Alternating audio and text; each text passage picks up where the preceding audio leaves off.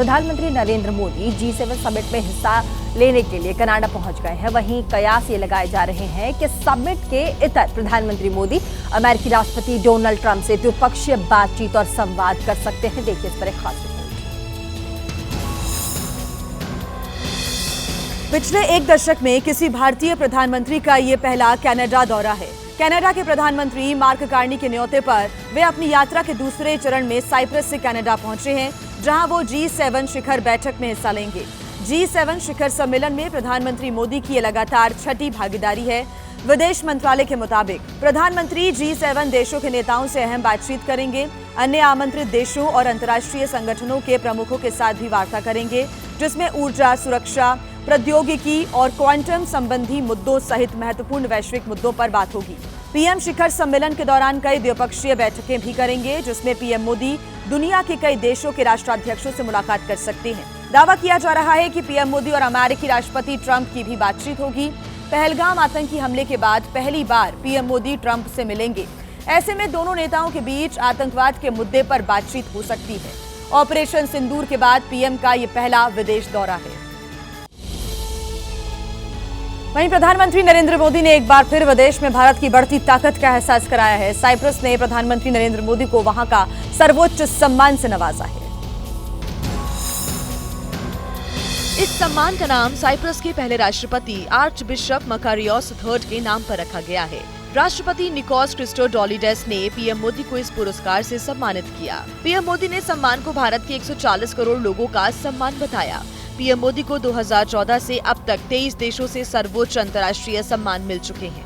मैं भव्य स्वागत और आतिथ्य सत्कार के लिए हृदय से आभार व्यक्त करता हूँ। ये सम्मान केवल मेरा नहीं, 140 करोड़ भारतीयों का सम्मान है। इससे पहले पीएम मोदी ने वहां के राष्ट्रपति के साथ द्विपक्षीय बातचीत की। साइप्रस ने आतंकवाद के खिलाफ खुलकर भारत का साथ देने का ऐलान भी किया। इसके बाद पीएम मोदी के सम्मान की एक और तस्वीर सामने आई। पीएम मोदी साइप्रस के राष्ट्रपति के साथ निकोसिया के ऐतिहासिक केंद्र पहुंचे और इस दौरान निकोसिया परिषद की सदस्य माइकेला काइथ्रेओटी महाल्पा ने पारंपरिक तरीके से प्रधानमंत्री मोदी के पैर छूकर उनका स्वागत किया।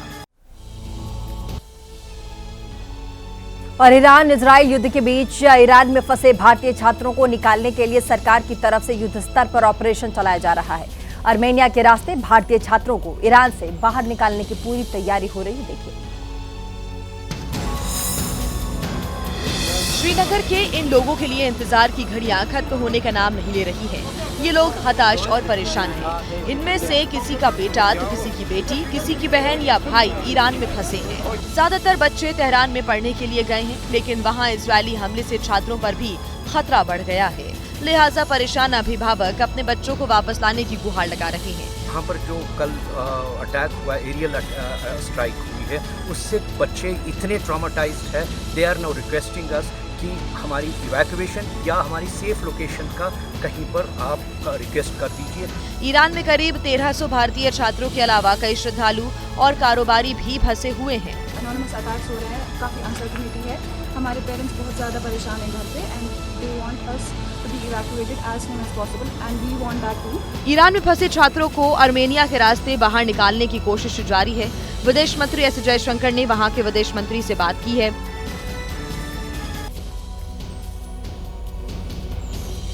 और एक खबर तस्वीरों के साथ आपको दिखा दें। एयर इंडिया की एक और फ्लाइट में तकनीकी खराबी की खबर सामने आ रही है। इंजन में खराबी के चलते कोलकाता में विमान को रोक दिया गया और तस्वीरें आपके सामने। यात्रियों को विमान से उतारा गया। विमान ने सैन फ्रांसिस्को से मुंबई के लिए उड़ान भरी थी। ये दो तस्वीरें आपके सामने। किस प्रकार से यात्री परेशान भी नजर आए, ये फ्लाइट के अंदर की तस्वीरें भी आप देख रहे हैं। एयर इंडिया की फ्लाइट में तकनीकी खराबी आ गई और उसकी वजह से कोलकाता में इसकी लैंडिंग की गई। हालांकि अभी तक जो विमान है उसकी मरम्मत पूरी नहीं हो पाई है।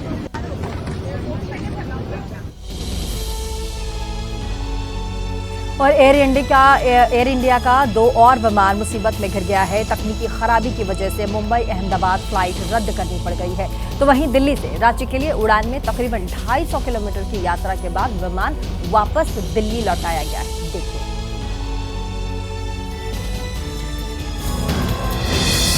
मुंबई से अहमदाबाद जाने वाली एयर इंडिया की फ्लाइट में सवार होने के लिए यात्री घंटों परेशान रहे। मुंबई एयरपोर्ट पर ये पैसेंजर घंटों इंतजार करते रहे। एयर इंडिया की तरफ से इनको सही जानकारी नहीं दी जा रही थी। कभी ऑपरेशनल वजह बताई जाती, कभी मौसम की खराबी वजह बताई जाती, लेकिन यात्रियों की परेशानी दूर करने की कोशिश नहीं की गई। अहमदाबाद की फ्लाइट शाम 6:35 पर टेक ऑफ करने वाली थी, लेकिन बाद में बताया गया कि फ्लाइट में देरी होगी। एयरपोर्ट पर यात्री रात 8:30 बजे तक खड़े रहे और एयर इंडिया की तरफ से अलग अलग बहाने दिए जा रहे थे और आखिरकार फ्लाइट को रद्द कर दिया गया। एयर इंडिया के एक और विमान ने शाम 4:25 पर दिल्ली के इंदिरा गांधी एयरपोर्ट से रांची के बिरसा मुंडा एयरपोर्ट के लिए उड़ान भरी। तय समय के मुताबिक फ्लाइट शाम 6:20 पर रांची पहुंचने वाली थी, लेकिन करीब 250 किलोमीटर की हवाई यात्रा के बाद फ्लाइट वापस दिल्ली के लिए मुड़ गई। ये खबर सुनकर फ्लाइट में बैठे यात्री परेशान हो गए। बताया गया कि तकनीकी कारणों के चलते विमान को दिल्ली डायवर्ट किया गया है। और आइए खबरों में आगे बढ़ते हैं। अहमदाबाद विमान हादसे में मृतकों की पहचान की कोशिशें लगातार जारी है और अब तक 270 में से 131 शवों के डीएनए के मिलान हो चुके हैं। 83 लोगों के शव उनके परिजनों को सौंप दिए गए। शवों की पहचान में देरी को लेकर अस्पताल के बाहर परिजनों का सब्र टूट रहा है। डीएनए मिलान से 131 मृतकों की पहचान हो चुकी है। गुजरात के पूर्व मुख्यमंत्री विजय रूपाणी समेत 83 लोगों के शव उनके परिजनों को सौंप दिए गए हैं। आज 2 ब्रिटिश यात्रियों के परिवार के लोग डीएनए सैंपल देने आएंगे।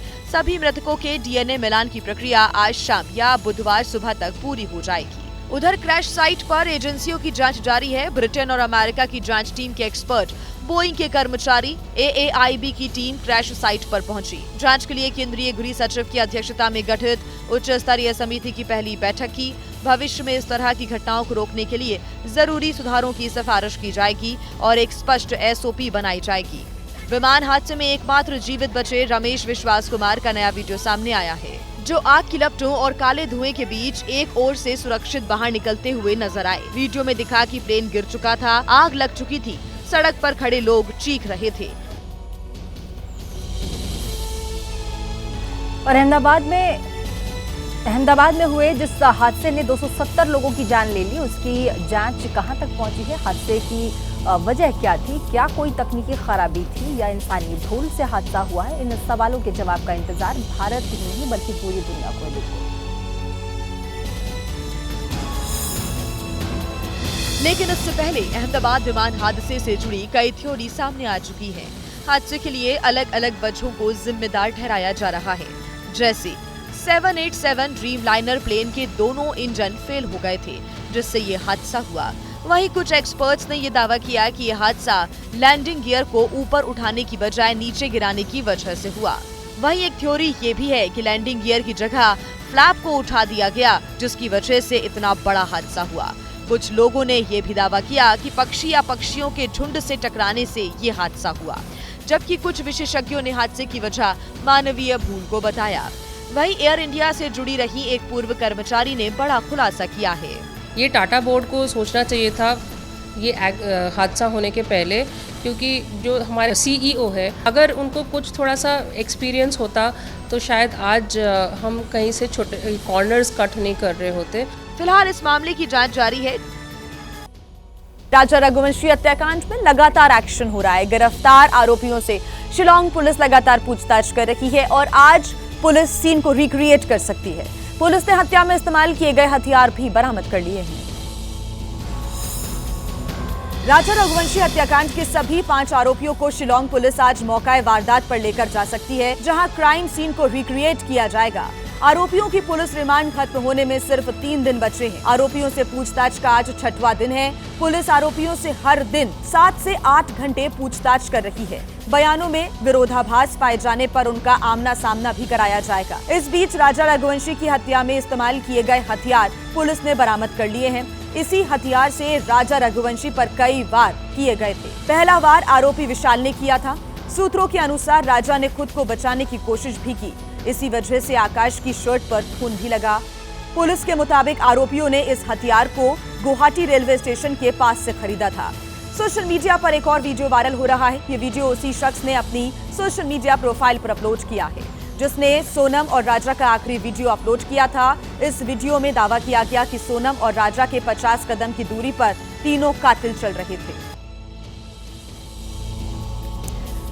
आगे बढ़ते हुए अब खबर बेटे की चाह में सलाखों के पीछे पहुंचे पति पत्नी की। आरोपी शख्स ने आगरा से 4 साल के एक मासूम को अगवा कर लिया था, जिसे जीआरपी और आरपीएफ की टीम्स ने ग्वालियर से धर दबोचा और बच्चे को सकुशल बरामद किया। 14 जून को आगरा कैंट रेलवे स्टेशन से एक बच्चा गायब हो गया था। घर वालों ने काफी तलाशा लेकिन नहीं मिला। जीआरपी आगरा कैंट एक्टिव हुई और आरपीएफ के साथ मिलकर बच्चे को खोजने में जुट गई। लोगों से पूछताछ शुरू की और सीसीटीवी कैमरे खंगालने शुरू किए। सीसीटीवी फुटेज में दिखा कि हरी शर्ट वाला एक शख्स बच्चे को बहला फुसलाकर अपने साथ ले जा रहा है और ग्वालियर जाने वाली ट्रेन में बैठते हुए नजर आया। जीआरपी और आरपीएफ की टीम ने बिना देरी किए ग्वालियर का रुख किया। 14 टीमों का गठन किया, सभी टीमों को रवाना किया जितने भी ट्रेन के स्टॉपेजेस हैं, और इसमें ये पाया गया कि ये ग्वालियर में ही ये व्यक्ति इस बच्चे को लेकर के उतरा है। ग्वालियर जनपद के भी सीसीटीवी कैमरे हमने खंगाले। ग्वालियर रेलवे स्टेशन पर लोगों से पूछताछ की तो युवक की लोकेशन भी मिल गई, जिसके बाद बच्चे को सकुशल बरामद कर लिया गया। आरोपी युवक और उसकी पत्नी को गिरफ्तार कर लिया गया है। पूछताछ में आरोपियों ने बताया कि उन्हें 3 बेटियां हैं और बेटे की चाह में ये वारदात की। बच्चे को कोई पहचान न सके इसके लिए बाल कटवा दिए थे। कहते हैं कि जान है तो जहान है, लेकिन कुछ लोग इस जहान में जरा सी मौज मस्ती के लिए अपनी जान को ही दांव पर लगा देते हैं। हिमाचल के सोलन से कुछ ऐसी ही तस्वीरें सामने आई, जहां पर कुछ पर्यटकों ने तमाम हिदायतों नियमों को ताक पर रखकर लापरवाही की सारी हदें पार कर दी। नतीजा ये हुआ कि उनकी कार नदी में फंस गई। ये वीडियो उसी कार को नदी से निकालने का है, जिससे स्टंट के शौकीन कुछ पर्यटकों ने नदी पार करने की कोशिश की थी, लेकिन पानी की तेज धारा के आगे उनकी सारी हवाबाजी निकल गई। ऑफ रोडिंग के शौकीन कार सवार की सांसें अटक गई। गनीमत रही कि वो वक्त रहते कूदकर कार से बाहर निकल आया, उसकी जान बच गई, लेकिन कार फंस गई, जिसे निकालने के लिए जेसीबी मंगाई गई। बताया जा रहा है कि पहले पानी कम था, जिसे देखकर टूरिस्ट ने अपनी नई बिना नंबर वाली कार को खड्डे में उतार दिया। अचानक पानी का बहाव तेज होने लगा, क्योंकि शिमला में जोरदार बारिश हो रही थी और पानी के तेज बहाव में कार फंस गई। पानी में गाड़ी अटकने की तस्वीरें उत्तराखंड के रामनगर से भी सामने आई। वीडियो में देख सकते हैं कि दोनों पर्यटक कॉर्बेट नेशनल पार्क में नाले के तेज बहाव में फंस गए थे और पर्यटक सामने की तरफ मदद की गुहार लगाने लगे। ये लोग ढिकाला जोन से लौट रहे थे। अचानक पानी का बहाव बढ़ गया और ये फंस गए। बहाव कम होने पर दोनों पर्यटकों को सुरक्षित बाहर निकाल लिया गया। उत्तराखंड की तस्वीरें आपने देखी। अब बात महाराष्ट्र की। यहाँ पर भारी बारिश की वजह से लोगों की मुश्किलें बढ़ती जा रही हैं। मुंबई के कई इलाकों में सड़कों पर कई फीट तक पानी भरा हुआ है। लोगों को आने जाने में दिक्कतें आ रही है। और मुंबई के अंधेरी की बात करें तो यहाँ पर एक निर्माणाधीन इमारत ढह जाने से एक मजदूर की मौत हो गई। मौसम विभाग ने आज भी कई जिलों में भारी बारिश को लेकर ऑरेंज अलर्ट जारी किया है। नवी मुंबई के कुछ हिस्सों में भारी बारिश की वजह से तुर्भे रेलवे स्टेशन पर पानी भर गया। मुंबई के कई इलाकों में बारिश की वजह से जल भराव हो गया। मुंबई के लो लाइन इलाकों में जल भराव हो गया। मुंबई के किंग सर्कल रेलवे स्टेशन के पास ईस्टर्न एक्सप्रेस वे पर भी पानी भर गया। भारी बारिश की वजह से मुंबई में अंधेरी सबवे में पानी भर गया। सबवे में 3 से 4 फीट तक पानी भर जाने के कारण उसे यातायात के लिए बंद करना पड़ा। बारिश की वजह से मुंबई के अंधेरी ईस्ट में निर्माणाधीन इमारत के धंसने की वजह से एक मजदूर की मौत हो गई। मुंबई के पवई इलाके में जोरदार बारिश की वजह से सड़कों पर पानी भर गया, जिससे लोगों की आवाजाही ठप हो गई। मुंबई के LBS रोड पर भी कुछ ऐसे ही हालात दिखे, जहां सड़क पानी से लबालब दिखी। नवी मुंबई के कई इलाकों में भारी बारिश की वजह से जनजीवन ठप हो गया। वायशी इलाके में लगातार हुई भारी बारिश की वजह से एक परिसर की दीवार ढह गई, जिसमें कई गाड़ियां दब गईं। राहत की बात ये रही कि कोई हताहत नहीं हुआ।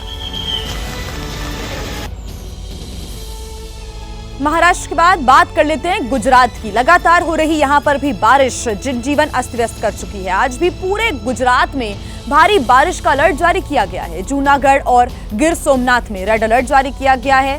लोगों से अपील की जा रही है कि वो घरों में रहें। गुजरात में आज भी भारी बारिश का दौर जारी रहेगा। भावनगर के कई हिस्सों में तेज बारिश से आम जनजीवन अस्त व्यस्त है। भावनगर के महुआ तालुका में जबरदस्त आसमानी कहर दिखा। वहां कुछ घंटों की बारिश में बाढ़ जैसे हालात पैदा हो गए।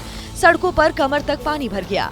पानी का बहाव इतना तेज था कि नदी पर बना एक पुल तिनके की तरह बह गया। पुल बह जाने के बाद हालात और खराब हो गए। जो जहां था वो वहां फंसा रह गया। नदी पार करना मुश्किल हो गया। इसी हालात में एक स्कूल के बच्चे भी फंस गए। तलगा सरदा सर्वोदय स्कूल के करीब 40 बच्चे स्कूल से घर लौट रहे थे, तभी वो फंस गए। फंसे हुए बच्चों को सुरक्षित बाहर निकालने के लिए जिला प्रशासन ने तुरंत रेस्क्यू ऑपरेशन चलाया और बच्चों को सुरक्षित बचा लिया गया। अहमदाबाद के कई हिस्सों में तेज बारिश हुई, जिससे कई इलाकों में जलभराव हो गया। गुजरात के अमरेली में भी भारी बारिश की वजह से नदियों में बाढ़ आ गई और लोगों को जलभराव और नदियों के उफान का सामना करना पड़ रहा है।